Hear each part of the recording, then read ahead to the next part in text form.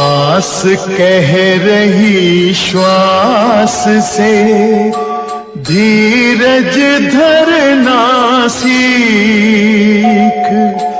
मांगे बिन मोती मिले, मांगे मिले न भीख। जय श्री राम। योगेश अनंत काले का सभी सुनने वालों को प्यार भरा नमस्कार।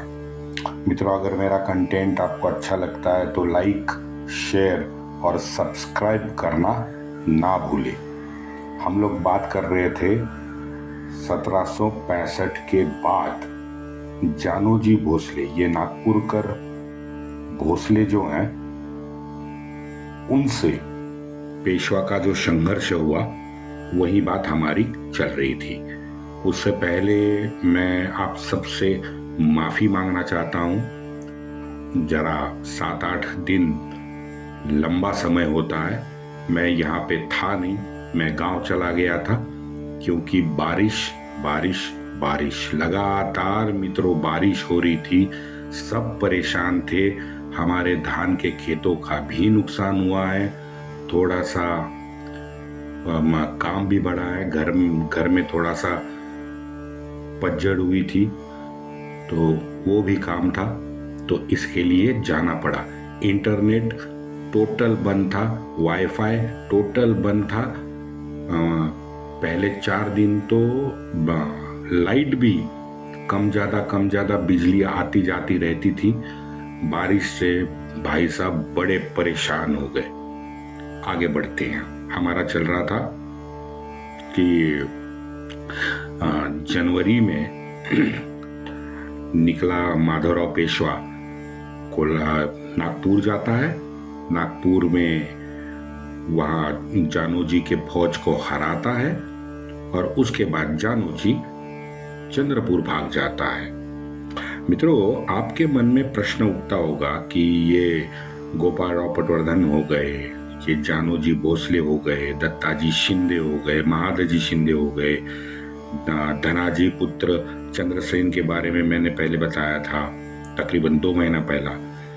उस चंद्रसेन का पुत्र था रामचंद्र जाधव। बाकी हमारे ये तो चारों पेशवे हो गए। माधवराव की माँ गोपिकाबाई हो गई।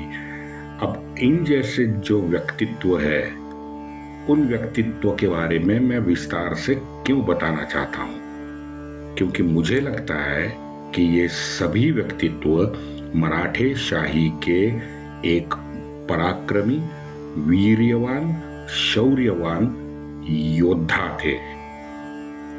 वैसे तो मुझे पता है कि भारत में हर कोने में आप झांक के देखो, लाखों वीर्यवान आज तक हजारों साल में हुए हैं, आज भी हैं, जो सीमा पर हमारी रक्षा कर रहे हैं। लेकिन अगर गत 500 साल का इतिहास हम देखें तो मित्रों, वो अकेले मराठा हमको दिखते हैं जो लगातार 1600 से 1860 तक, लगातार ये 260 साल एक राष्ट्रीय सोच से सारे विरोधियों से संघर्ष करते रहे हैं। वो सिर्फ मराठा है और इसका श्रेय नन अदर देन, क्या बताऊं उस महामानव के बारे में। हाँ भाई साहब, यकीन मानो केवल और केवल मेरी मातृभाषा हिंदी नहीं है और उसी के कारण मैंने 1707 के बाद का इतिहास चुना। श्री शिवराय को देवाज्ञा हुई तो 1680 में, लेकिन मैं उनका इतिहास बताने के लिए मैं लायक खुद को नहीं मानता, क्योंकि उस महामानव और उस आदर्श का इतिहास मैं हिंदी में नहीं बता सकता। हिंदी में योग्य शब्दों का चयन मैं नहीं कर पाऊंगा।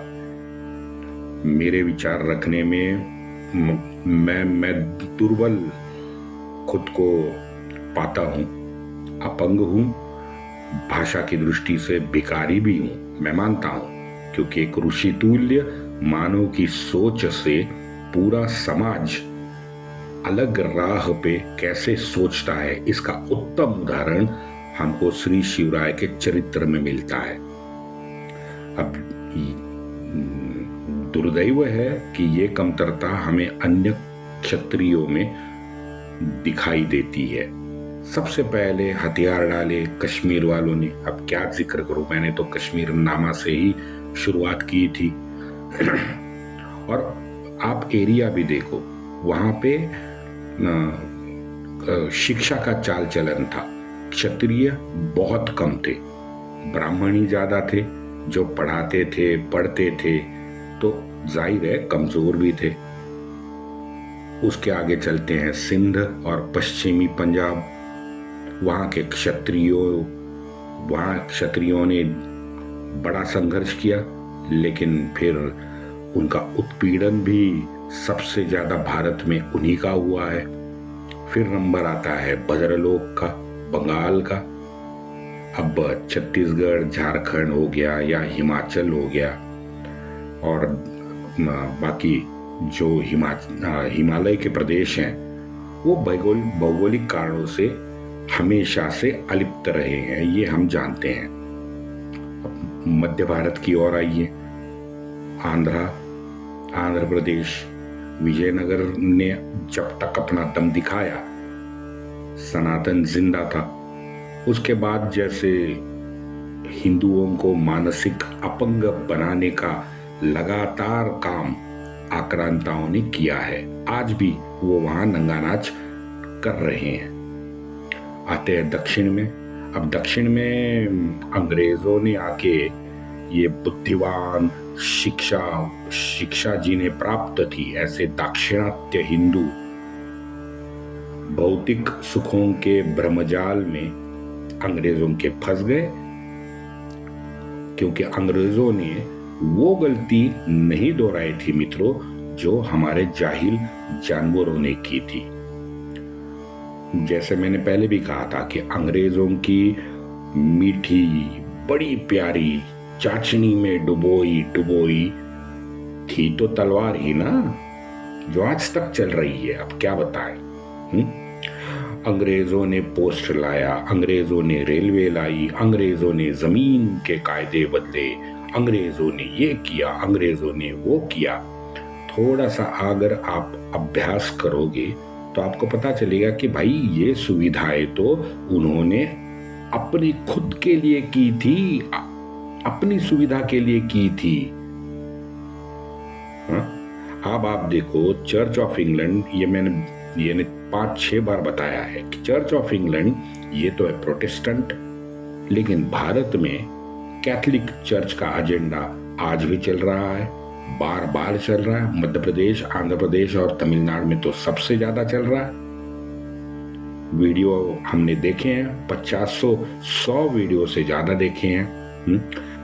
अब चलते हैं तो पश्चिम की ओर दमाजी ने गुजरात तो बचा लिया, ये तो हम मानते हैं कि कुछ मराठे आने के बाद गुजरात में आक्रांताओं को नो एंट्री का बोर्ड लगा था, जो अंग्रेजों तक जीवित था, ये हम मानते हैं। लेकिन दमाजी ने गुजरात बचाया, लेकिन मातृभूमि के लिए उसका फायदा कुछ हुआ नहीं हुआ मित्रों। वही हाल राजपूताना का है। राजपूताना के राजपूतों ने अंग्रेजों को अपना बनाकर जानवरों से अपनी जान छोड़ी, ये सत्य है। और वहां केवल राजपूतों के पराक्रम और उनकी निडरता देख कर ही अंग्रेजों ने, आप देखोगे वहां पे ज्यादा तबाही नहीं मचाई है, या फिर ज्यादा ये जो मीठी चूरी है ना उनकी धर्म की, कैथोलिक की, वो भी चलाने का मौका शायद वहां पे अंग्रेजों को नहीं मिला। बचते हैं पंजाब और गोरखालैंड जो है, वो तो पहले दिन से अंग्रेजों ने केवल सैन्य शक्ति के रूप में देखा था, उनका एजेंडा बिल्कुल साफ था। पंजाब और गोरखालैंड के उनका जो अभिमान है उनका जतन करो, उनकी जो भौतिक जो मांगे हैं वो पूरी करते रहो, और विश्व भर में जितने भी सैन्य अभियान हमारे हैं उनमें इन दोनों का उपयोग करो। 2.5 लाख से ज्यादा तो पहले विश्व युद्ध में हमारे भारतीय मरे हैं। हाँ? उन्होंने किसके लिए जान दी पता ही नहीं है, क्योंकि वो युद्ध ना तो उनका था, ना तो पंजाब का था, ना तो भारत का था। अब महाराजा रणजीत सिंह का देखो, महाराजा रणजीत सिंह के वजह से अंग्रेजों को थोड़ा अवरोध तो निर्माण हुआ 19वीं शताब्दी में, लेकिन अब समय है, समय तो रुकेगा नहीं। उनके देहांत के बाद अंग्रेजों को और खुला आसमान मिला, जिसका अंग्रेजों ने उपयोग किया। आगे की तो मैं तो बता चुका हूं, स्वातंत्र युद्ध 1857 में। अब मुझे पता है कि कुछ नहीं, बहुत सारे जो YouTube देखने वाले सुनने वाले हैं उनको चाहिए मसाला या चाहिए कामुकता का तड़का, या फिर वो दाम्भिक झूठा अहंकार का चलते अपने अपने क्षेत्र के जो जिन उनके महापुरुष है उनकी शौर्य गाथा उनको चाहिए। अब उनको ये सब मेरी तो बकवास लगेगी तो पचेगी भी नहीं। मैं जानता हूं ये 20, 25, 50 है जो हम लोग एक दूसरे की बात सुनते जरूर है, लेकिन भाई साहब कोई नहीं, सत्य तो सत्य रहेगा। मराठा लुटारू थे, कौबन आज भी लोगों के मन में मराठे लुटारू थे। तो भाई ये आक्रांताओं ने और अंग्रेजों ने क्या, अंग्रेजों ने सभ्यता दिखाई है क्या? अंग्रेजों ने बड़ा स्नेह दिखाया है क्या? बताइए तो जरा। अब इस सोच को कृपया गाड़ना होगा। अब 8 दिन पहले की खबर थी, आपने सुनी ना, 5 स्टार में जूते नहीं चलेंगे। क्यों नहीं चलेंगे भाई? कोल्हापुरी चप्पल है, राजस्थानी मोजड़ी है, पंजाब की मोजड़ी है, ये क्यों नहीं चलेगी? हाँ? नहीं, वो कुछ ड्रेस कोड होता है तो कोट भी पहनना चाहिए। क्यों? अरे अकल के अंधो, मेरे देश का अधिकतर यानी 60% से ज्यादातर हिस्सा समशीतोष्ण है। अब समशीतोष्ण एरिया में मैं दोपहर को 11 बजे के बाद अगर कोट पहन के घूमूं तो मेरे जैसा तो पागल कोई नहीं है ना? लेकिन फिर भी आज भी रास्तों के बाजू में वो कूड़े खाने होते हैं ना, वो कूड़े खाने में आज भी डफली आपको सुनाई देती होगी। हाँ? कुछ भांड होते हैं वो डफली बजाते घूमते रहते हैं। अभी नई डफली उन्होंने बजानी शुरू कर दी है। देखो वो IQ कुछ 500 हो गया दिल्ली का, पोल्यूशन बढ़ा, पोल्यूशन बढ़ा। क्यों? दिवाली की वजह से पोल्यूशन बढ़ा। अब 31 को आप जो विश्व भर में पटाखे फोड़ेंगे उससे पोल्यूशन नहीं बढ़ेगा क्या? बस तो सीखो फिर। हाँ ठीक है, पोल्यूशन बढ़ा, पोल्यूशन में रहना सीखो भांडो। वैसे मित्रों एक बता दूं, एक भांड आता है गोरा, YouTube पे आता है, वो लोगों को अंग्रेजी एटिकेट्स सिखाता है लेकिन ये सोशल मीडिया का जमाना है मित्रों। हमारे लोगों ने जो उस गोरे को उसी की भाषा में नंगा किया है ना, लाजवाब है, लाजवाब है। वैसे ही हमारी एक मराठी मुंबई की बहन है, वो है तो अमेरिका में, लेकिन अमेरिका में बैठ के जो अमेरिकन्स की बजाती है ना, वो भी मित्रों लाजवाब है। लेकिन ये सोशल मीडिया की वजह से संभव हो पाया है। अब वो AI का ढोल बजाने शुरू हो गए हैं। देखते हैं ना आप YouTube पे ऐड को देखो, लगातार AI पे। थोड़ा सा अभ्यास करो, आपको समझ आएगा कि ये सब मूल में वो अब्राहमिक एजेंडा ही चला रहे हैं। चुभते प्रश्नों को नजरअंदाज कर देते हैं या फिर उन उत्तरों को अपने नैरेटिव में डालते हैं और प्रेजेंट करते हैं। कुत्सित भाव से अपमानित करना लगातार मित्रों 2000 साल से चालू है। आज की परिस्थिति यह है कि योगेश काळे को सनातनी जीवन मूल्यों को समझाने के लिए 1000 लोगों को 10,000 बार उत्तर देते घूमना पड़ता है। क्यों? मुझे क्यों घूमना पड़ेगा? क्योंकि मैं जानता हूं कि भाई मानव के सबसे बेहतरीन जीवन मूल्य तो हमारे सनातन संस्कृति में है, तो मुझे क्यों उत्तर देते घूमना पड़ता है? मानना है तो मानो, नहीं तो भाड़ में जाओ। ये सोच हम में क्यों नहीं पनपती कि मैं तो मेरे जीवन मूल्यों के साथ जीऊंगा भाई। अगर मानना है तो मानो, नहीं मानना है तो मत मानो, मरो। ये हम भी शायद लोग ज्यादातर इस पे जोर नहीं दे पाते क्योंकि पूर्ण सत्य की जानकारी हम में आज भी नहीं है या हमें वंचित रखा गया है। अब ये परसों का उदाहरण देता हूं मित्रों। ये अधेड़ के नाना के रूप में चिच्चा को बताया गया। बताइए, अब थोड़ा सा सोच के देखिए। बातों बातों में सभी लोग कहते हैं कि भाई अधेड़ का नाना कौन है? चिच्चा है। उसका नाना चिच्चा है क्या? अरे उसका नाना तो मुसोलिनी का कट्टर समर्थक था, रशिया में बल्कि जेल भी होकर आया है वो, तो उसका नाना तो वो था ना। लेकिन हमारे यहाँ बातों बातों में ऐसे ही निकल जाता है कि अधेड़ का नाना चिच्चा था। अब हम खुद को फिर समझाते फिरते हैं, छोड़ यार, शब्दों से क्या होता है, सत्य तो नहीं बदलेगा ना, कहते हैं ना हम। अब क्या बोले, उदाहरण तो मामूली है लेकिन सब जगह आप देखो, हर क्षेत्र में यही हो रहा है। भाई साहब एक मिनट, ये कहने में हम थोड़ा सा शर्माते हैं। अपना ही है, पता है कि भाई ये मेरा ही भारतीय, ये मेरा ही भाई है, लेकिन 1 मिनट कहने से हम शर्माते हैं। लेकिन अब एक्सक्यूज मी कहिए, इतना आम शब्द हो गया है कि एक्सक्यूज मी कहने में खुद को हम लोग सभ्य समाज का एक घटक मानते हैं। बताइए।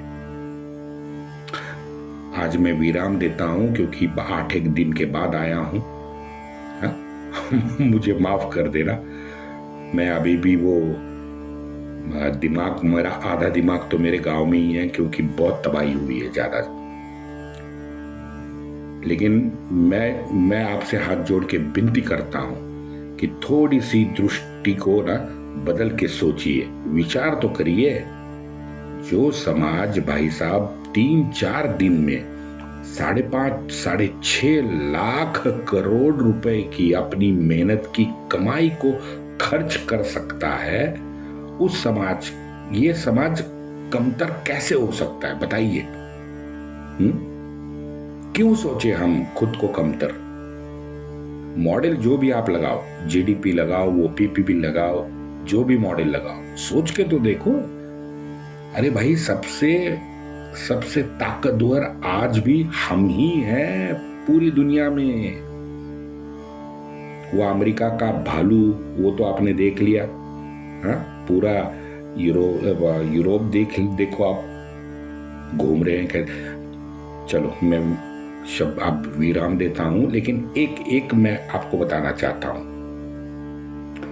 एक अभी जो दीपावली की छुट्टियां थी, उसके पहले तो मिड टर्म हो गया। तो मिड टर्म में एक पेपर में एक छात्रा का एक उत्तर मैंने देखा है, तो मैं वो बताना चाहता हूं आपको। 11वीं का पेपर है और 11वीं के छात्रा से पूछा गया था कि लायबिलिटी की व्याख्या कीजिए। अब लायबिलिटी इज शब्द की व्याख्या उसने क्या की, वो छात्रा ने, वो देखिए। वो कहती हैं, हाँ, I believe in that because a son can be liable to his father। बताइए, उसने लाइबिलिटी की व्याख्या देते हुए कहा, a son can be liable to his father। सोच देखिए छात्राओं की किधर जा रही है। वंदे मातरम।